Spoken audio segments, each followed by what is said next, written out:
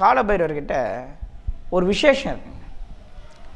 இந்த தேங்காவை உடைத்து 2 பாதியாக பிரித்து கீழே பச்சை அரிசியை கொட்டி ஒரு வாழை இலையிலே வைத்து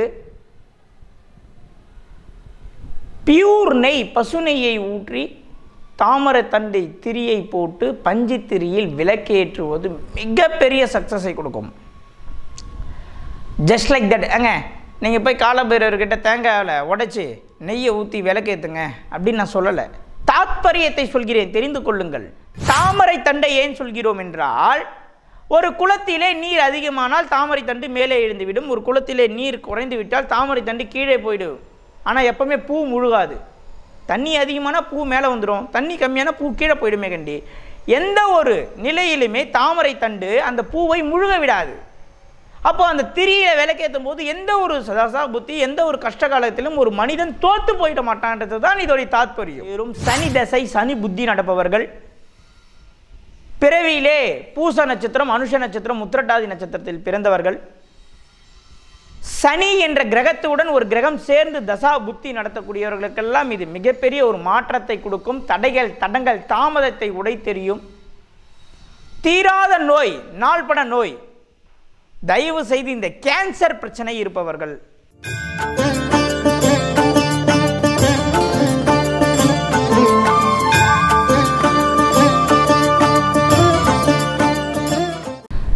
அனைவருக்கும் வணக்கம். நான் உங்கள் ஏஎல்பி ஜோதிடர் சம்பத் சுப்பிரமணி. அருமையான தகவல்கள், பல நுணுக்கமான விஷயங்களை தொடர்ந்து நாம் பார்த்து கொண்டு வருகிறோம். நிறைய பேர் அடுத்த வீடியோ எப்போன்னு கேட்குறீங்க. ஒவ்வொரு பதிவுமே நாம் ஆழமான கருத்தை, நுட்பமான கருத்தை வெளியிட்டு வருகிறோம்.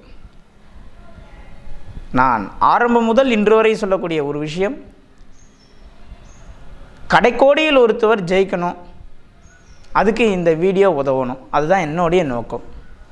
வெற்றி என்பது நான் அப்பாயின்மெண்ட் பார்த்து பணம் சம்பாரித்து பொருளாதார ரீதியாக வசதியாக வாழ்வதின் பெயர் வெற்றி அல்ல. அது நேரம் நல்லா இருந்தால் பணம் நம்மளுக்கு வரப்போகுது. எல்லாருக்குமே ஒரு பாட்டு தெரிந்திருக்கும், வெற்றி பெற்ற மனிதரெல்லாம் புத்திசாலி இல்லை, புத்திசாலி அனைவருமே வெற்றி பெறுவதில்லை. அவர்களுடைய கர்மாக்களும் அவர்களுடைய நேரங்களும் தான் இங்கே மிகப்பெரிய அளவில் ப்ளே பண்ணுது. நிறைய வாய்ப்பு இருக்கும், நிறைய திறமை இருக்கும், ஆனால் அந்த கால நேரம் வழி விடணும். சில பேருக்கு திறமை இருக்கும், வாய்ப்பு கிடைக்காது. சில பேருக்கு வாய்ப்பு கிடைச்சிரும், ஆனால் அந்த ஒர்க்குக்கு அவங்க தகுதியானவர்களாக இருக்க மாட்டாங்க. எல்லாமே இந்த காலம்தான் நிர்ணயிக்கிறது. காலனை பேசும்பொழுது எனக்கு இமிடியேட்டாக இப்போ நான் பேச வந்த கண்டென்ட் என்ன அப்படின்னா, காலன் அப்படின்னும்போது எனக்கு இந்த காலத்தை உணர்த்தக்கூடியவர் அப்படின்னு பார்த்தீங்கன்னா காலபைரவரை நாம் சொல்கிறோம். காலபைரவர் ஏன் காலபைரவர் சிவனுடைய அம்சமாக கருதுகிறோம். அனைத்து சிவன் கோயில்களிலுமே காலபைரவர் இருப்பது விசேஷம் இல்லையா? ஆனால் பெருமாள் கோயில் உள்ள ஒரு காலபைரவர் இருக்கார், செம்ம ஃபேமஸ். கூட்டம் உங்களால் நிற்க முடியாது, கால் வைக்க இடம் இருக்காது. பெருமாள் கோயில் உள்ள ஒரு காலபைரவர் ஒவ்வொரு தேய்பிறை அஷ்டமிக்கும் பல்லாயிரக்கணக்கான மக்கள் கூடுறாங்க. உங்களால் நிற்க இடம் இருக்காது. அங்கே நடக்கிற பூஜையும் அபிஷேகமும் பார்த்தா அப்படியே மனசு கொள்ளையடிச்சிட்டு போயிடும். திண்டுக்கல் மாவட்டத்தில் தாடி கொம்புன்ற ஒரு ஊரில் சொர்ண ஆகாஷ பைரவர் பெருமாள் கோயில் உள்ள இருக்கிறார். பெரிய விசேஷங்க, ஃபர்ஸ்ட் கிளாஸ். நான் நிறைய கிளைண்ட் அமைச்சிருக்காங்க. ஏன் காலபைரவர் நிர்வாணமாக இருக்கிறார்? ஆடை இல்லாமல் ஞானத்தை ஏன் அவர் பிரதிபலிக்கிறார்? ஏன் காலபைரவருக்கு நாய் வாகனமாக வைத்தார்கள் என்பது நிறைய பேருக்கு தெரிந்திருக்கும், ஒரு சில பேருக்கு தெரியாமல் கூட இருக்கலாம். இப்போது நம்ம அதுக்குள்ளே போக வேண்டாம், அதுக்கு தனியாக ஒரு சாப்டரில் ஒரு வீடியோ நான் பேசுகிறேன். இப்போ இந்த காலபைரவர் தாடி கொம்பு, திண்டுக்கல் மாவட்டத்தில் இருக்கக்கூடிய தாடி கொம்பு பெருமாள் கோயில் இருக்க காலபைரவர். இந்த பைரவர் தேய்பிறை அஷ்டமி என்று விசேஷமான பூஜைகள் நடக்குது. நீங்கள் நிற்க இடம் இருக்காது அப்படின்னு சொல்லிட்டேன். இப்போது இன்னொரு விஷயம் சொல்கிறேன். எல்லாராலையும் தேய்பிறை அஷ்டமிக்கு உங்களால் போக முடியாது. அப்போ வீட்டு பக்கத்தில் சிவன் கோயிலில் காலபைரவர் இருப்பார், சரிங்களா? சென்னை திருவடி சூலத்தில் காலபைரவர், நிறைய இடத்துல காலபைரவர் இருக்கார்.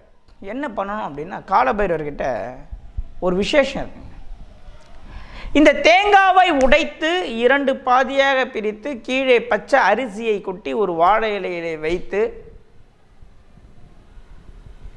பியூர் நெய், பசு நெய்யை ஊற்றி தாமரை தண்டை திரியை போட்டு பஞ்சு திரியில் விளக்கேற்றுவது மிகப்பெரிய சக்ஸஸை கொடுக்கும். Just like that. நீங்கள் போய் காலபைரவர்கிட்ட தேங்காயில் உடைச்சி நெய்யை ஊற்றி விளக்கேற்றுங்க அப்படின்னு நான் சொல்லலை. தாத்பரியத்தை சொல்கிறேன், தெரிந்து கொள்ளுங்கள். நெய் ஏன் நெய்யில் ஏற்ற சொல்கிறேன்? இப்போது திருப்போரூர் முருகன் கிட்ட நல்லெண்ணெயில் பஞ்சு திரி போட்டு தாமிரத்தண்டை திரி கூட விளக்கேற்றுங்க சொல்லிட்டேன், முருகருக்கு செவ்வாய் ஓரையில். இப்போ காலபைரவருக்கு என்ன சொல்கிறேன் என்றால், பியூர் நெய்யில் ஏற்ற சொல்கிறேன். பியூர் நெய். ஏன் நெய்யை குறிப்பிடுகிறோம் என்றால், பால் முதல் ஸ்டேஜில் பால், அது 2ஆம் ஸ்டேஜில் தயிர், தயிர் மோர் ஆகும், மோரிலிருந்து வெண்ணெய் எடுக்கப்படும், பிறகுதான் 5வது ஸ்டேஜ் நெய்யாக மாறும். அப்போது ஒரு மனிதன் அபிலாசையிலே இருந்து அவன் மனது பக்குவப்பட்டு அவன் ஞானத்தை தேடி பக்திக்கு போய் யோக மார்க்கத்துக்கு போய் ஞான மார்க்கத்தை அடையக்கூடியதை குறிப்பிடுவது தான் இந்த நெய். நெய் எப்படி கடந்து ஒரு ஸ்டேஜே கடந்து ஃபைனல் ஸ்டேஜில் நெய்யாக இருக்கிற நெய் கெட்டு போகுமா? அப்போது அந்த 5வது ஸ்டேஜ் என்பது தான் ஃபைனல் ஸ்டேஜ். அப்போ தேங்காவை உடைக்கக்கூடிய தாத்பரியம் என்ன? தேங்காயில் 3 கண்ணு இருக்கும், சரிங்களா? புறக்கண் 2, அகக்கண் 1, ஞானக்கண், நெற்றிக்கண், வலது கண், இடது கண், நெற்றிக்கண். சபரிமலைக்கு போகும்போது தேங்காயில் நெய் ஊற்றும் போது பாருங்கள், எல்லா கண்ணையும் திறக்க மாட்டாங்க, கரெக்டாக அந்த புறக்கண்ணை விட்டுட்டு அகக்கண்ணை மட்டும்தான் திறப்பாங்க, அதான் நெற்றிக்கண், சரிங்களா? அப்போது அந்த 3 கண் எதை குறிக்கிறது? ஆணவம், கண்மம், மாயை. ஆணவம் என்றால் தான் பெரிய ஆள், என்னால் உலகம் இயங்குதுன்னு நினைக்கிறவன். கண்மம் என்றால் பசி, தூக்கம், இச்சை, காமம். மாயை என்றால் பொருளாதார ஆசைகள், அபிலாசைகள். இதை அனைத்தையும் உடைத்து எரிந்து 5 ஸ்டேஜை கடந்த பால், தயிர், மோர், வெண்ணெயாக கடந்து வந்த ஒரு நெய்யை அதில் ஊற்றி தாமரை தண்டை ஏன் சொல்கிறோம் என்றால், ஒரு குளத்திலே நீர் அதிகமானால் தாமரை தண்டு மேலே எழுந்துவிடும், ஒரு குளத்திலே நீர் குறைந்து விட்டால் தாமரை தண்டு கீழே போயிடும். ஆனால் எப்பவுமே பூ முழுகாது. தண்ணி அதிகமானால் பூ மேலே வந்துடும், தண்ணி கம்மியான பூ கீழே போயிடுமே கண்டி. எந்த ஒரு நிலையிலுமே தாமரை தண்டு அந்த பூவை முழுக விடாது. அப்போ அந்த திரியை விளக்கேற்றும் போது எந்த ஒரு சதாசா புத்தி, எந்த ஒரு கஷ்ட காலத்திலும் ஒரு மனிதன் தோற்று போயிட மாட்டான்றது தான் இதோடைய தாத்பரியம். அப்போ நல்லா கவனிச்சுக்கிங்க. முதல்ல நெய். நெய் என்பது 5வது ஸ்டேஜ், முக்தியை குறிக்கக்கூடியது, வெற்றியை குறிக்கக்கூடியது. பால், தயிர், மோர், வெண்ணெய், நெய். தேங்காய் என்பது மனித உடலை குறிக்கக்கூடியது. இது 2ஆக உடைத்து ஆணவம், கண்மம், மாயையை அகற்றி இறைவன் திருவடியை சரணாகதி அடைந்து கடன், நோய், வம்பு வழக்கிலிருந்து வெளியே வர வேண்டும் என்று ஆத்மார்த்தமாக பிரார்த்தனை செய்து எந்த ஒரு நிலையிலும் நான் தோற்றுவிடக்கூடாது, மூழ்கிவிடக்கூடாது என்பதற்காக தாமரை தண்டுடன், தாமரை தண்டு திரியுடன் பஞ்சு திரியை சேர்த்து, தயவுசெய்து நூல் திரியில் மட்டும் ஏற்றாதீங்க, பஞ்சு திரி கூட தாமரை தண்டு திரியை சேர்த்து அந்த நெய்யிலே ஊற்றி பைரவருக்கு நீங்கள் எங்கே வேண்டாலும் செல்லுங்கள். முடிந்தால் வாழ்க்கையில் ஒரு முறையாவது திண்டுக்கல் மாவட்டத்தில் உள்ள தாடிக்கொம்பு காலபைரவரை போய் பாருங்கள். மிக பெரிய வெற்றி மக்களை வந்து சேரும். சனி தசை, சனி புத்தி நடப்பவர்கள், பிறவியிலே பூச நட்சத்திரம், அனுஷ நட்சத்திரம், உத்திரட்டாதி நட்சத்திரத்தில் பிறந்தவர்கள், சனி என்ற கிரகத்துடன் ஒரு கிரகம் சேர்ந்து தசா புத்தி நடத்தக்கூடியவர்களுக்கெல்லாம் இது மிகப்பெரிய ஒரு மாற்றத்தை கொடுக்கும். தடைகள், தடங்கள், தாமதத்தை உடைத்தெறியும்.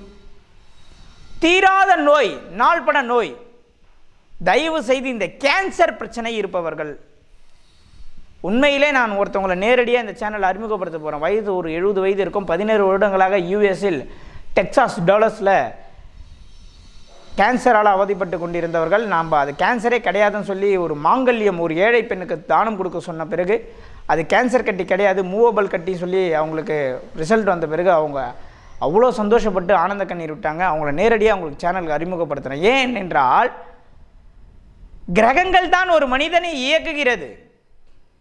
சார் தேங்காயில் உடைச்சி வச்ச கேன்சர் சரியாயிடுமா சார், என்ன சார் மூட நம்பிக்கையாக இருக்குன்னு சொல்லாதீங்க. ஆன்மீகம் அறிவியல் இரண்டும் ஒன்று தான். நம்ம முன்னோர்கள் நம்மளை விட ஷார்ப்பானவங்க. அவங்க சொன்ன தாத்பரியத்தை நாம் செய்து கொண்டிருக்கிறோம், சொல்லி கொண்டிருக்கிறோம். ஒரு மனிதன் இறந்த உடனே தேங்காய் உடைச்சி வச்சுருவாங்க. ஏன்? தேங்காய் என்பது ஒரு மனிதனுடைய உடல், அது உடைத்து வெளியே வைக்கும்போது ஒரு ஆத்மா வெளியே போச்சுன்னா மறுபடியும் உள்ளே வரக்கூடாதுன்னு ஒரு தாத்பரியம் இருக்குது. அப்போது தேங்காவை உடைத்து இரண்டாக பிரித்து அதில் 5 நிலைகளை கடந்த நெய்யை ஊற்றி ஆணவம் கண்மம் மாயையை அகற்றி தாமரை தண்டு திரியில் பஞ்சு திரியை போட்டு நீங்கள் ஏற்றக்கூடிய விளக்குக்கு மிகப்பெரிய ரிசல்ட் உண்டு. தயவு செய்து ஒரே ஒரு தேய்பிறை அஷ்டமிக்கு மட்டும் ஏற்றிட்டு நிப்பாட்டிடாதீங்க. ஏக தெய்வம் இறைவன்கிட்ட பல விஷயத்தை கேட்காதீங்க, ஒரே விஷயத்தை கேளுங்க. வீடு வேணுமா, திருமணம் வேணுமா, நோய் கிளியர் ஆகணுமான்னு கேளுங்க. தொடர்ந்து 11 மாதங்கள் ஏற்றுங்க. 11வது மாதம் நிச்சயமாக நீங்கள் பார்க்கின்ற ஒவ்வொருத்தரும் நிச்சயமாக உங்களுடைய வெற்றியை இந்த வீடியோ கீழே பதிவு செய்வீர்கள் என்று நான் நம்புகிறேன். காலபைரவருடைய அனுகிரகம் அனைவருக்கும் சென்றடையட்டும். முடிந்தால் வாழ்க்கையில் ஒரு முறை திண்டுக்கல் மாவட்டம் சவுந்தரராஜ பெருமாள் அப்படின்னு பெருமாள் கோயில் உள்ள தாடி கொம்பு என்ற ஊரில் இருக்குது. அந்த பெருமாள் கோயிலில் இருக்கக்கூடிய காலபைரவரை தரிசனம் செய்யுங்கள். உங்கள் வீட்டில் அருகில் உள்ள காலபைரவரை தேய்பிறை அஷ்டமி என்று தரிசனம் செய்யுங்கள். உங்களுடைய வாழ்க்கையில் மிகப்பெரிய வெற்றியை நோக்கி நீங்கள் பயணிக்க வேண்டும். வாழ்க்கையில் என்றோ ஒரு நாள் என் வாழ்க்கை மாறிவிடாதா என்று ஏதோ ஒரு குக்கிராமத்தில் ஒரு மரத்தடியில் நம்ம வீடியோ பார்க்குறவங்களுடைய வாழ்க்கை அந்த காலபைரவருடைய அனுகிரகத்தால் மாற வேண்டும் என்று இறைவனை பிரார்த்திக்கிறேன். மீண்டும் இதுபோல் ஒரு நல்ல வீடியோவில் உங்களை சந்திக்கிறேன். நன்றி, வணக்கம்.